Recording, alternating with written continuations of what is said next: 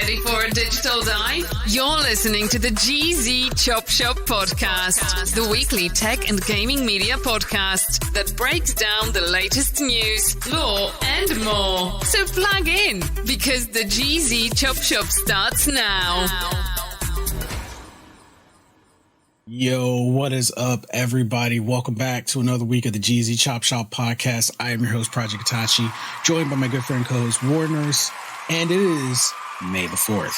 So you guys know what that means. If you are into Star Wars, May the 4th be with you. This is our special Star Wars episode where we're just going to discuss Star Wars. Because I don't know if you guys know, Return of the Jedi is going to be coming back to theaters to celebrate its 40th anniversary. 40th anniversary. I might actually go see it because I saw it originally as a kid in theaters, and that was like amazing. I remember my mom took me to see it, and I was like, phenomenal. I've never seen it in theaters. I think I might go see it. Dude, yeah, you got to go see it in theaters. It's just something. I've seen it like on watching movies.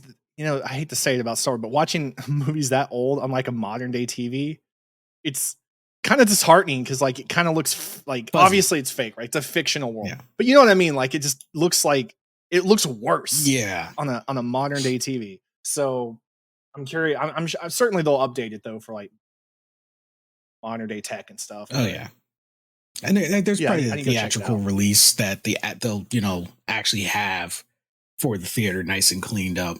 But I just can't wait to get the John Williams Orchestra, the original symphony in theater sound again. Like it's just something about hearing the Star Wars music in theater. I'm not talking the new movies. I'm talking the classics, Duel of Fates, and the original Star Wars theme, and with the trophy room walk.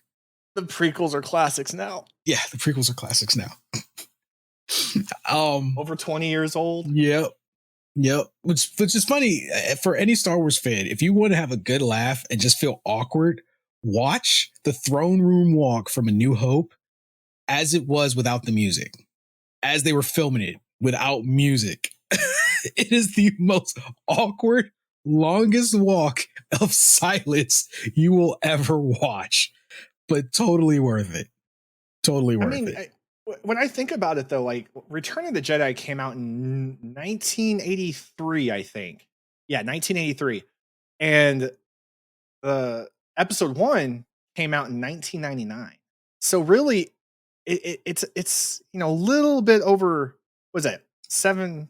I'm not good with numbers. I'm not good with numbers. 16 years. Yeah. 16 years. We get plenty of sequels now, here and there that are that far apart. So really they're not too far apart. The ones they made, the sequels that we don't like to talk about. And if you like the sequels, I don't like you. Those were they were a little more spread out. I like one of the sequels. The first one. The Force Awakens. That's the only one I liked. I liked The Force Awakens. I did not like the first one or the second one, but I enjoyed the second half of the third one. Really? Only the second half. Yeah, only the second half. I thought that was I'm sorry. I'm a Star Wars fan through and through. Before anyone gets upset, I'm a Star Wars fan. But I thought the second half of the third one was such an ass pull that I was just there like at that point for the special effects. Well, I'm so bad with names. Who was the director of the first one? He owns Robot. Oh no. I can't think of his name either. I had a brain fart and I asked you. That's why, because they changed directors, and then the episode 8 was god awful, and then they dropped episode 9. J.J. Abrams. So it was J.J. Abrams that had to come back in the 9th one and unfuck whatever that shit was, and that's what I think, because the 7th one was okay. The 8th one, I'm pretty sure everyone, like majority rules, was horrible. It was so bad. Mm-hmm. And it really felt like, from my perspective, was in the 9th one, Abrams had to take what was done in the 8th and just do his best with it. Because I feel like Abrams actually cared. Abrams I feel actually, like he did try. And I feel like when he came into the ninth one, episode 9, he had to take what he was given in episode 8 and do his best to make it work. Yeah. And give us something decent. And I feel like that showed in episode 9. That's why I'm not personally too hard on it. Episode 8, though, I mean, just alt 4 delete forever. And you know, at the Star Wars Celebration that happened in April, they announced that there's going to be 3 more movies. Now, if anyone had been following the before George Lucas sold Star Wars to Disney, he had originally planned 4 9 movies, but due to wanting, you know, he wanted to spend more time with his family, and the time it took to get these movies out, it was just too time consuming, and he dropped the last 3. So when we first got the sequels, we were like, okay, we're you know, a lot of us probably thought we're finally going to get George Lucas's vision. And then Disney hit us with the, yeah, no, since we bought it, all of that stuff you were expecting, gone out the window. Everything in the books and games was no longer canon. Which not all of it was canon, but like most of it was canon. There was only, I think, at the time, one newly introduced video game that it was so good it became canon, and that was The Force Unleashed. Well, when the prequels came out, everyone gave it a hard time, right? Because the dialogue was a little cheesy. I liked it for the cheesy dialogue, though. Like it was the 90s when it started. It was the 90s, and I was for it. And like looking back, like yeah, there were some moments you're like when Palpatine was like when he was pretending to be the Chancellor, right? And he was watching Anakin and Dooku fight, and he does that little yes, like what? You know, like shit like that, like, just random shit that had no business, random dialogue that had no business being in there. But it was funny. Like it was like, okay. And we gave George Lucas a hard time. And I feel like a large amount of us now after the sequels are like, maybe we were too hard on our boy. Maybe I judged you too harshly. I mean, fuck Jar Jar Binks, but still. And you know, it's funny because it's not like he didn't take some of the criticism to heart, because in the second one, he revised Jar Jar, gave him a smaller presence, but made him an important political figure that had matured. And I think going back, it was the adults that mostly hated Jar Jar. And George Lucas admitted, he was like, you know, Jar Jar was for the kids. Because to be honest, Star Wars is for everyone in some way. And you basically, for episode 1, the focus was a kid. Anakin Skywalker, 9-10 years old. So a lot of parents, because parents still do it today, they were going to take their kids to see the movie. Now, let's be honest. How much of the political conversation did we really understand back in 1999? No, it's true. It wasn't really till I was older and rewatched the prequels for the millionth time. Yeah. That, and of course read quite a few books, that the politics of it, to me, became a fucking masterpiece. Yeah. In that movie. Like they were well done for the most part.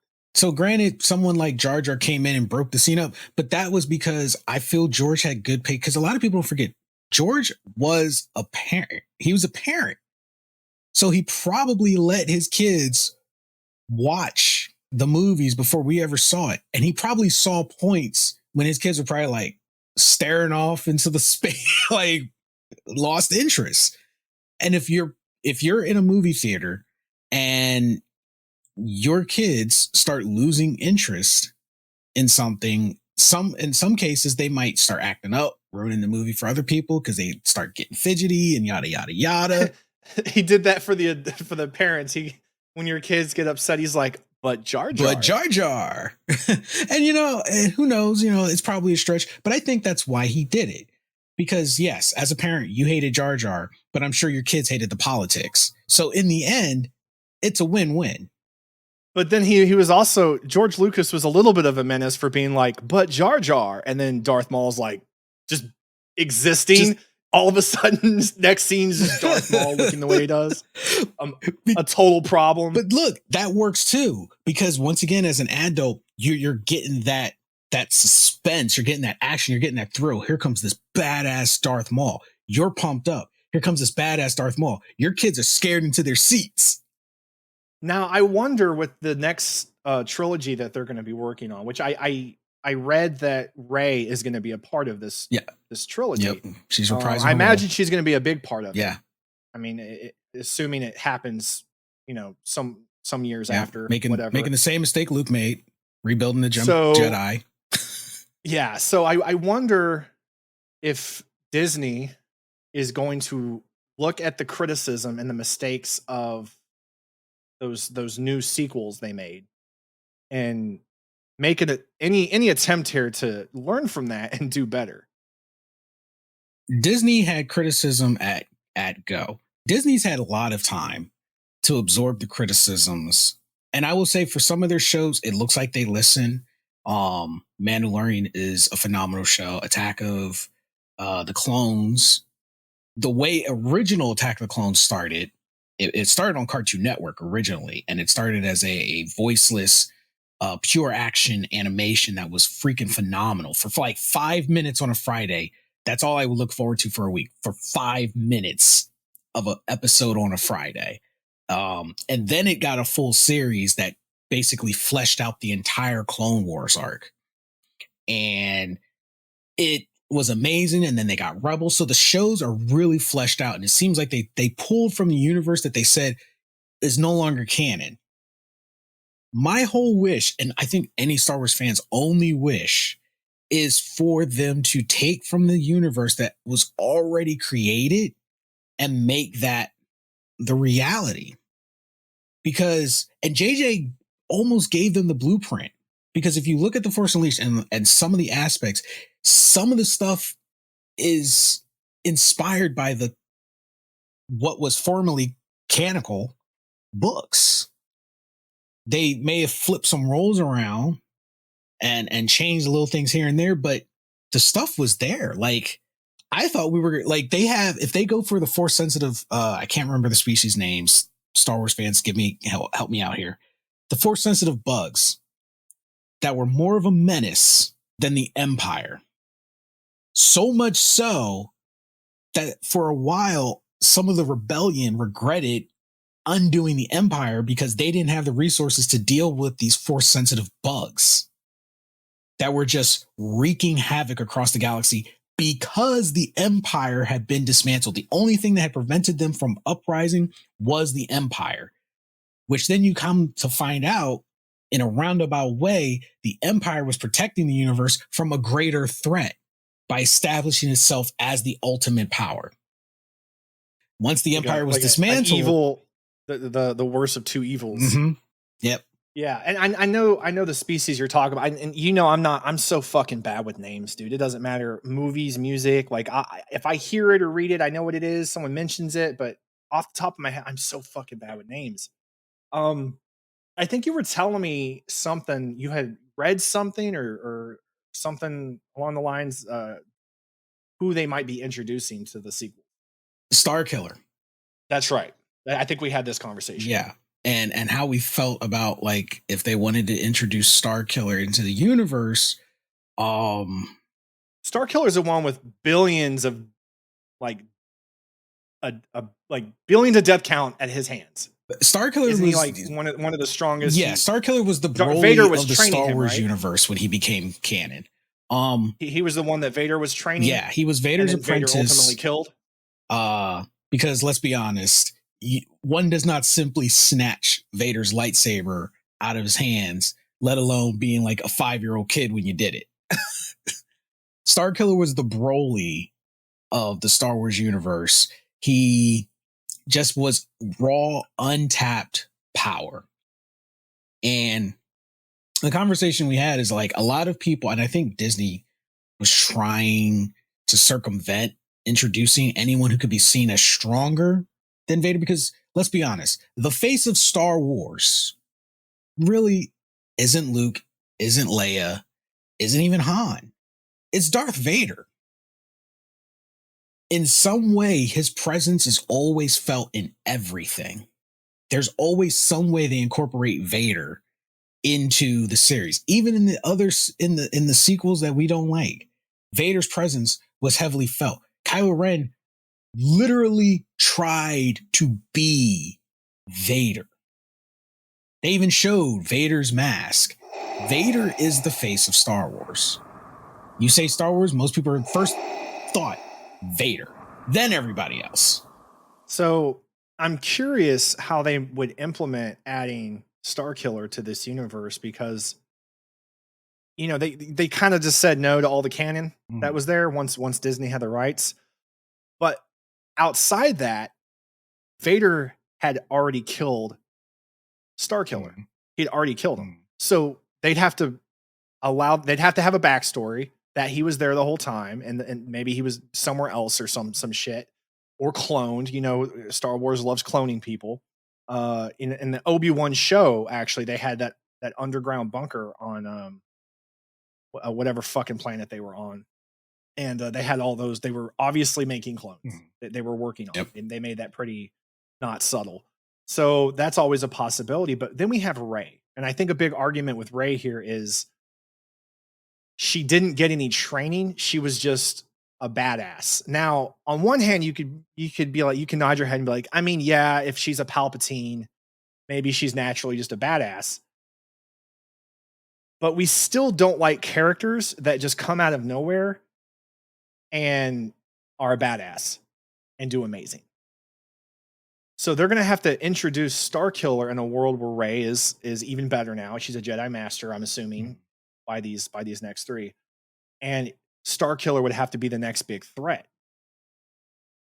Now, I don't remember, because I remember the books with the Order after the Empire, but I don't recall anything after them.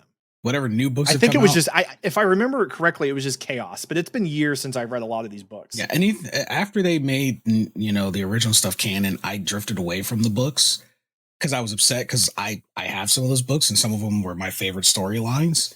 In terms of Starkiller, I don't think he would be a threat because he was never actually the bad guy. His original story was his family crest was the symbol for hope, as in our group chat, Yuli pointed out, and the rebellion was born from his sacrifice.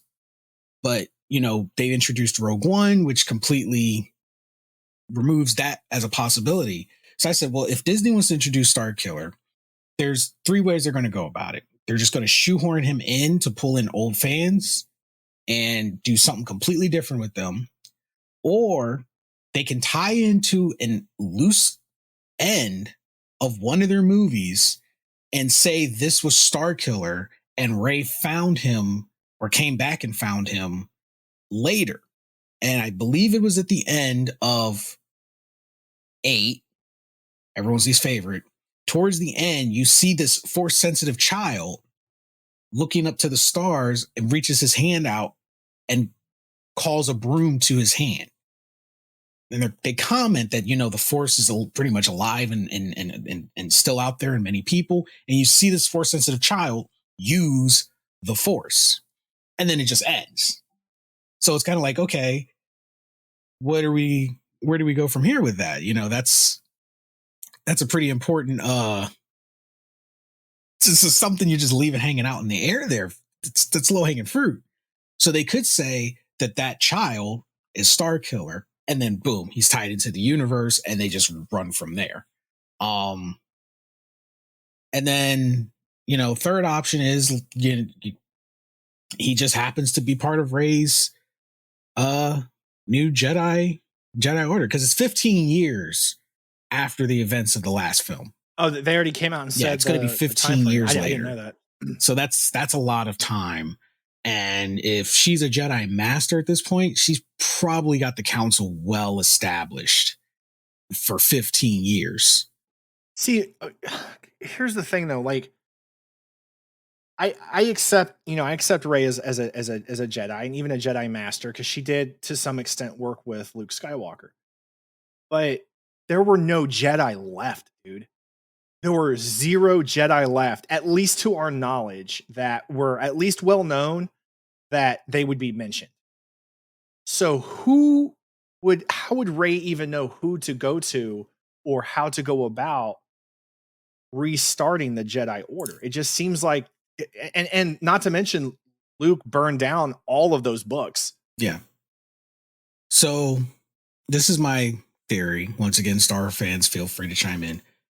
If Rey developed the same ability that Luke, Obi-Wan, Qui-Gon did, which is to be able to communicate with the Jedi of the time before through the Force, she could still continue her training with them that way. Because they are all part of the Force. They are one with the Force, so they're eternal. Which we know both Luke Skywalker and Obi-Wan with Qui-Gon did the same thing. Mm-hmm. They received some of their training in that manner. Yeah. So they probably resumed Rey's training that way. And knowing I have one too. What tore the order apart originally, Luke's probably telling her, don't do what I did. Don't do what Yoda and them did. That's where it failed the first time. Here's how we should go about it now. He'd be old as hell. But I refuse to believe Mace Windu died. We did not see him die, and I will die on that hill. Dude, so many people just think that for what was it? The ongoing rumor was Lord Snook was Mace at first. Because they're like, look, no, Mace was electric burns. Mace Windu was too hardcore on the Jedi way. Like, he was not having it with Anakin. He was not having it with, he didn't have to say motherfucker to know that that's what he was thinking every time he was talking to Anakin. Yeah, he was dead set in the you will gain our trust, and in his head he's like, motherfucker. Yeah. He was dead set in the old ways, but that's what caused so much conflict. And that's why the council fell the way it did. I don't think this new Jedi Order is going to be that same way. You think they'll be closer to the gray Jedi? The gray Jedi. Because here comes back to a conversation once again that we had. And I think this is an interesting conversation. I really want to open this up because we got in our Discord, we got some amazing Star Wars fans. And I got my good friend Brooks. He's a hardcore Star Wars fan. You can ask this man anything Star Wars and he'll know it. And then we've got Sailor Lion, who I know is a Star Wars fan. So I'm sure they'll have their 2 cents, but I would love to hear this from the Star Wars community. You remember when Byrne asked in the chat about Anakin killing the younglings? And did we think it was weird that they didn't show, but that they even like why was he going after the Jedi Masters? Like, why did he go for the younglings? Like, what was the point of that? What was the point in showing that? And then, Yuli came in and he was like, well, he was told to take over the Jedi Temple by any means. And that's what he did. But I also to destroy the Jedi. Destroy the Jedi. It was part of Order 66. Order 66 to wipe out all the Jedi. So I said, okay, I understand both. And we know we do know one of them survived. Yeah, Grogu is one of the younglings that survived. And I can't remember her name, but from the Obi-Wan series, there was the other one. And which fabulous job tying that in. Yeah, she survived. And I said, you know what? There's 2 ways you can look at Anakin's approach to the younglings. Off camera, maybe he was slaying masters. I mean, he was a formidable Jedi already. He was master level. They just didn't give him a seat on the council, which is all he wanted.